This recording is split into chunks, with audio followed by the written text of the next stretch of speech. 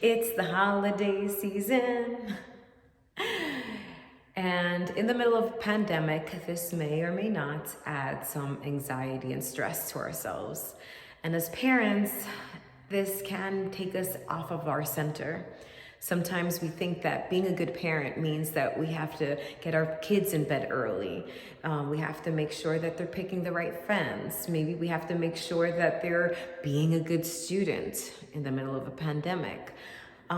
These are all things really that we cannot control. But one thing that we can control is the model that we set for our kids.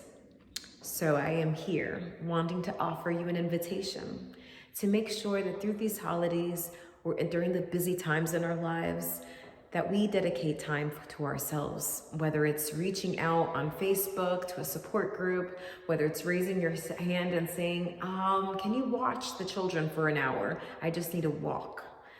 But really, really, even if it's for 15 minutes and taking a bath, but I really feel that during this holiday season, the best thing we could give our kids is the model of who we are. And when we're full of our love and dedicating that time to ourselves, we get to offer that patience to our children, that compassion to our kids, because we're offering it to ourselves first. So things like setting limits are what effective parents do. You know, it doesn't mean that you have to immediately say, hey, you just did this and this is the consequence. No, we can just put limits calmly and say, I will listen to you when your voice sounds calm, just like mine. I will do things around here when I feel that I'm being respected. Things like that are setting limits. We can give ourselves extra time. If our child does something, you can say, this behavior is unacceptable, and we'll talk about it later tonight when I know that I can have control of my emotions to speak with you. This is us modeling the behavior we want to see in them.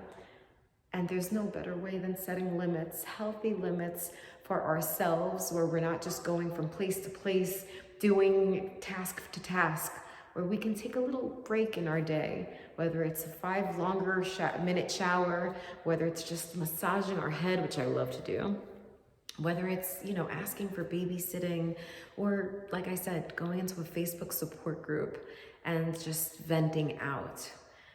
You'd be surprised, as I was told, you'd be surprised of how many people are willing to just give you different strategies to get things done, and at the same time offer you support and walk you through these dark moments, so to speak.